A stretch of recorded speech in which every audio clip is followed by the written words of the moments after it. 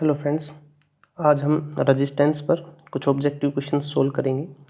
इस सीरीज़ में अपना पहला क्वेश्चन है, निम्न में से प्रतिरोध किस कारक पर निर्भर नहीं करता है ना। ध्यान रहे, नहीं करता है पूछा हमें, तो पहले देख लेते किस किस पर निर्भर करता है। तो आर इज इक्वल होता है रो एल अपॉन ए। तो पहला रो पर अर्थात पदार्थ की प्रकृति पर, एल लंबाई पर, लंबाई के समानुपाती, ए अनुप्रस्थ काट के क्षेत्रफल के व्युत्क्रमानुपाती, और इन तीनों के अलावा एक और होता है टेम्परेचर। तो इन चारों पर डिपेंड करता है। तो इसके अलावा जो भी लिखा है उसको टिक कर देंगे।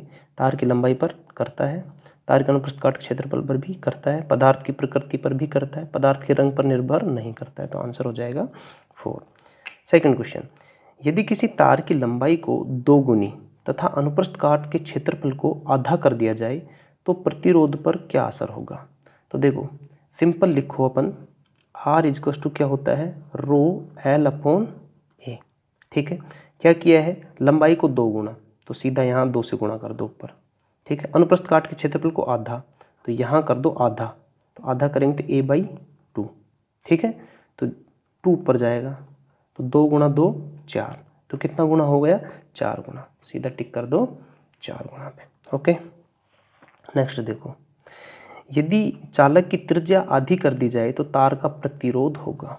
त्रिज्या को आधा कर दिया तो एरिया पर क्या इफेक्ट आएगा। देखो अनुप्रस्थ काट का क्षेत्रफल होता है पाई आर स्क्वायर, त्रिज्या को आधा करेंगे तो लिखो r/2 और इसका करो स्क्वायर, तो क्या हो गई r²/4। तो जो एरिया है 1/4 हो जाता है, तो एरिया 1/4 हो जाएगा, तो बस सीधा फॉर्मूले में पुटअप कर दो, r equal to rho L upon A. लंबाई तो सेम रखी है लेकिन एरिया को क्या कर दिया 1/4 कर दिया, 4 जाएगा ऊपर, तो आंसर कितना हो जाएगा 4 गुना।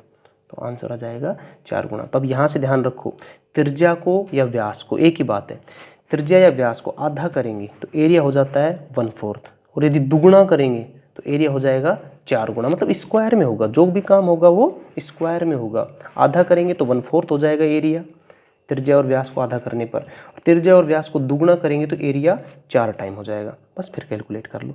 जैसे नेक्स्ट क्वेश्चन में अपन कर रहे हैं, कॉपर से निर्मित 2 चालकों की लंबाई पहले की दूसरी से दुगनी है। ठीक है, तथा व्यास भी पहले का दूसरे से दुगना है। ठीक है, तो प्रतिरोध का अनुपात ज्ञात कीजिए। थोड़े डिफिकल्ट क्वेश्चन होते हैं ना, कि पहले से दूसरे का, और उसमें आदमी कंफ्यूज हो जाता है। तो यहाँ दूसरे से पहले वाले की तुलना की है, तो दूसरे वाले को आप पकड़ के रख लो खुद के पास, कि दूसरे वाला है r is equal to rho L2 upon A2।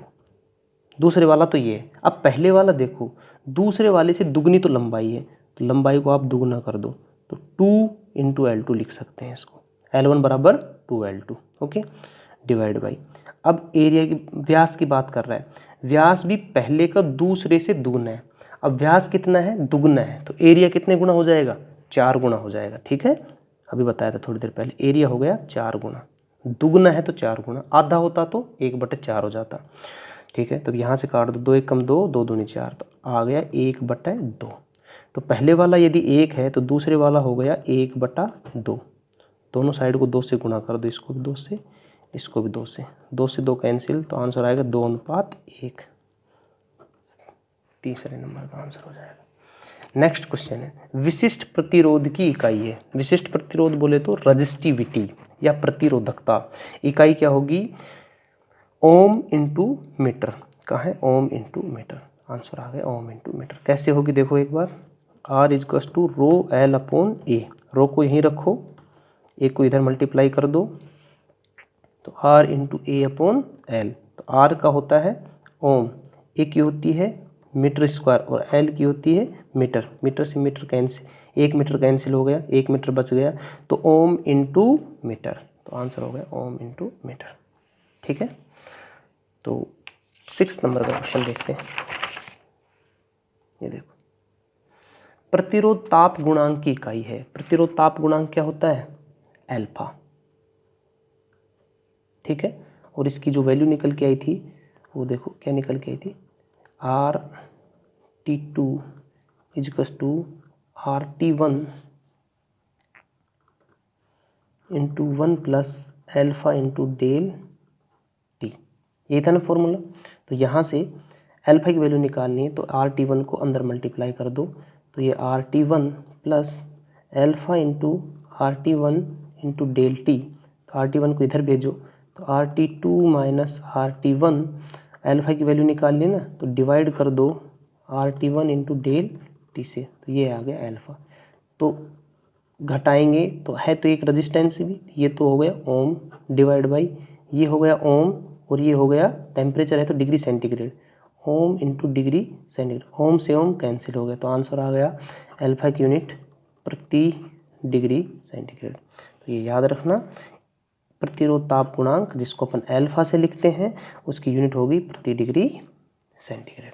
Next question, दो तार की लंबाई तथा अनुप्रस्थ काट का क्षेत्रफल बराबर है, जबकि एक तार कॉपर से तथा एक एल्यूमिनियम से निर्मित हो तो उनका प्रतिरोध होगा।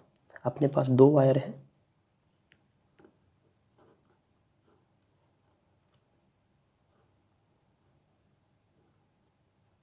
दोनों की लंबाई L है, दोनों के अनुप्रस्थ काट का क्षेत्रफल इसका ये था तो इसका भी है, मतलब सब कुछ बराबर है। अंतर क्या है कि ये वाला कॉपर से बना है और ये वाला एल्यूमिनियम से बना है। पूछ रहे हैं कि रेजिस्टेंस किसका ज़्यादा होगा या किसका कम होगा। ठीक है, तो अब यहाँ R का फॉर्मूला देखो, R इजकस to rho L upon A, L भी दोनों का बराबर है, A भी दोनों का बराबर है, अंतर कहाँ आएगा रजिस्टिविटी में।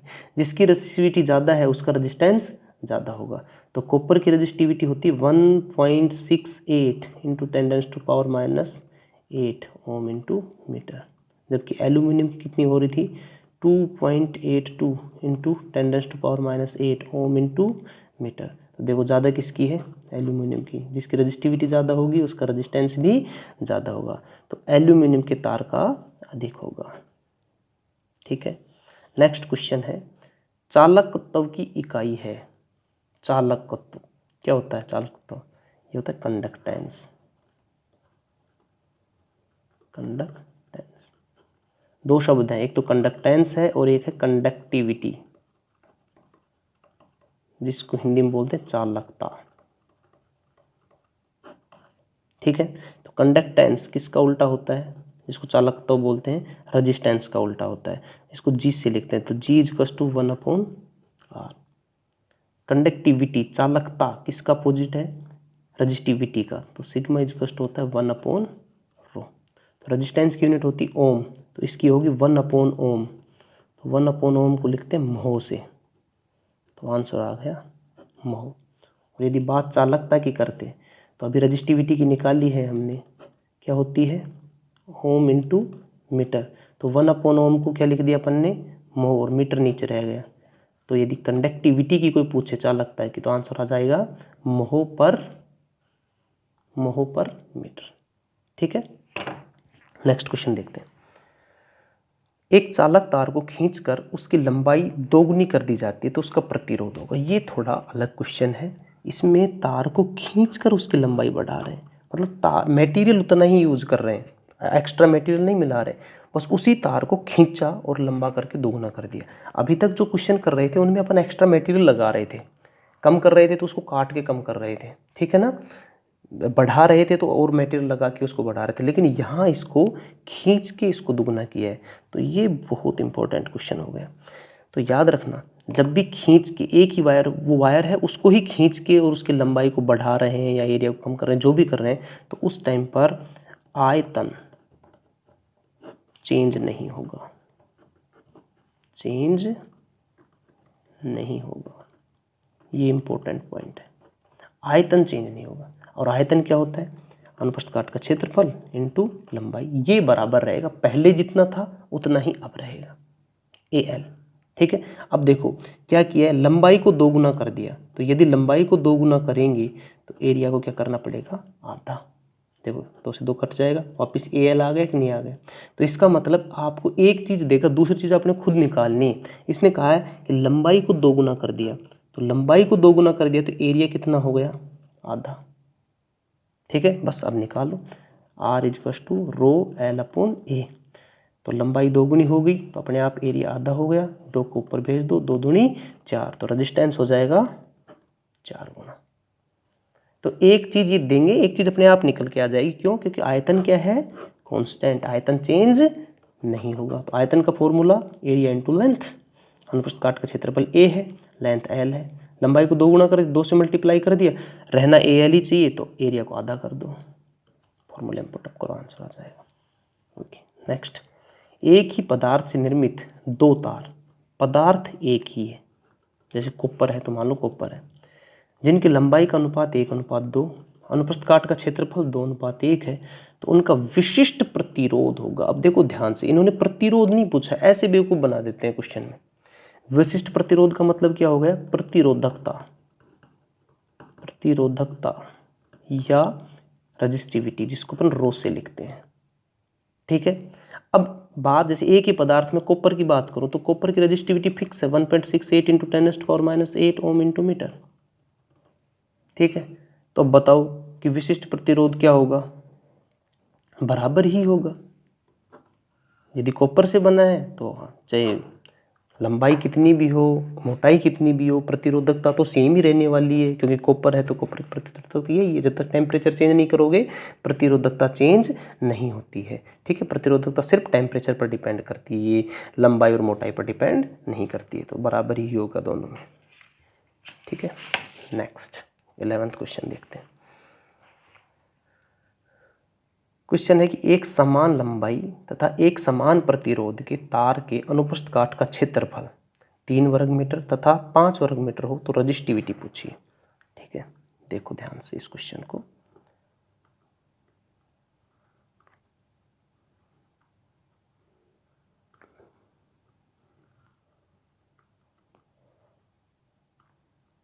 ये देखें, ये 2 वायर हैं, दोनों की लंबाई L बराबर है।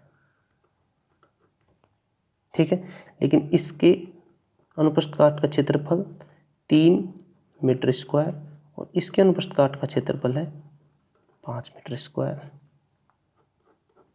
ठीक है, यदि ये सेम पदार्थ के होते, जैसे मान लो कॉपर के हैं, ठीक है, तो रेजिस्टेंस अलग अलग होता है कि नहीं होता? लंबाई बराबर है, एरिया इसका ज़्यादा है तो इसका रेजिस्टेंस कम होता। लेकिन इसने कहा है कि प्रतिरोध क्या है? समान है। लंबाई समान तो मैंने पहले ही कर दी थी, प्रतिरोध भी समान है। इसका मतलब क्या है कि ये दोनों अलग अलग मटेरियल के बने हैं। जैसे कॉपर का बना है, एल्यूमिनियम का, कुछ भी हो सकता है, दोनों अलग अलग मटेरियल के बने हुए हैं। तो अब आपको रजिस्टिविटी बतानी है, अलग अलग मटेरियल के बने हुए तो दोनों की रजिस्टिविटी अलग अलग निकल के आएगी, कि रजिस्टिविटी क्या होगी, रजिस्टिविटी का अनुपात क्या होगा, ये बताना है आपको। ठीक है, तो उसके लिए पहले रजिस्टिविटी का फॉर्मूला निकालो। रजिस्टिविटी का फॉर्मूला है रो इजकस टू, पहले आर से देखो, आर इजकस to rho L upon A. ठीक है, तो यहाँ से रो निकाल दो, तो रो हो गया R A upon L. Resistance same है दोनों का, ठीक है, एल सेम है दोनों की, इसको हटा दो, जो सेम है उसको हटा दो, तो रजिस्टिविटी किसके समानुपाती आई? अनुप्रस्थ काट के क्षेत्रफल के। ठीक है, ए पे कैपिटल ए ले लो, ए के, तो जिसका एरिया ज़्यादा है उसकी रजिस्टिविटी ज़्यादा होगी, जिसका अनुप्रस्थ काट का क्षेत्रफल कम होगा उसकी रजिस्टिविटी कम होगी। तो यहाँ से देख लो, इस वाले की रजिस्टिविटी कम है, इस वाले की रजिस्टिविटी ज़्यादा है। ठीक है, तो पहले इसको रखना है, बाद में इसको रखना है, तो अनुपात हो गया 3:5। This is the answer. पहले इसको लिखा है, पहले 3 वर्ग मीटर दिया है, बाद में 5 वर्ग मीटर, तो पहले इसको रखना है फिर इसको रखना है, तो 3:5 is the answer. Next question देखो, अर्धचालक के लिए प्रतिरोध ताप गुणांक होगा। तो अर्धचालकों के लिए अल्फा की वैल्यू पॉजिटिव होती है कि नेगेटिव? नेगेटिव होती है, तो आंसर आ जाएगा ऋणात्मक। नेक्स्ट क्वेश्चन, एक तांबे के तार का प्रतिरोध 0 डिग्री सेंटीग्रेड पर 40 ओम है, 60 डिग्री सेंटीग्रेड पर इसका प्रतिरोध क्या होगा, ये क्वेश्चन है। और इसमें अपने को गिवन क्या है कि 0 डिग्री सेंटीग्रेड पर अल्फा की वैल्यू, प्रतिरोध ताप गुणांक की वैल्यू 0.0043 पर डिग्री सेंटीग्रेड, ये अपने को गिवन है। ठीक है, जो जो गिवन है उनको लिख लो और सोल्व करना स्टार्ट करो। T1 टेम्परेचर दिया हुआ है 0 डिग्री सेंटीग्रेड, T2 टेम्परेचर जिस पर निकालनी है वो है 60 डिग्री सेंटीग्रेड, तो RT1 resistance at temperature T1 value दी हुई है 40 ओम। RT2 ये हमें कैलकुलेट करना है, एल्फा एट T1 मतलब था 0 डिग्री सेंटीग्रेड पर, ये वैल्यू दी हुई है 0.0043 यूनिट क्या है प्रति डिग्री सेंटीग्रेड। सब कुछ दिया है, फॉर्मूले में पुटअप करना है, आंसर निकालना है। फॉर्मूला क्या था, RT2 इजक्वस to RT1 into 1 plus alpha T1, ठीक है, इंटू T2 माइनस T1, ये डेल्टा T हो गया टेम्परेचर डिफरेंस। तो RT2 निकालना है, RT1 की वैल्यू कितनी दी हुई देखो 40 ओम रख दिया, 1 प्लस एल्फा T1 की वैल्यू ये दी हुई है 0.0043, T2 की वैल्यू 60 है, देखो ये रही, T1 की वैल्यू 0 है, माइनस 0 करेंगे तो 60 ही आएगा। ओके, सॉलिड 40, 1 प्लस इसको करेंगे तो 6 18, 6 24 और 1 25, 6 18, 8 पाई 1, 6 24 और 1 25, और ये 0 की 0 लगा दो, 1 2 3 4, तो 1 2 3 4 करके इसको, तो ये 0.0043 इंटू 60 मल्टीप्लाई करने पर ये आता है, इसको ऐड कर देंगे 1 में तो 1.2580 हो जाएगा, 40 से मल्टीप्लाई करेंगे तो आंसर आ जाएगा 50.32 ओम। तो आंसर हो गया 50 पॉइंट, ये बीच में पॉइंट लगा हुआ है, 32 ओम इज द आंसर।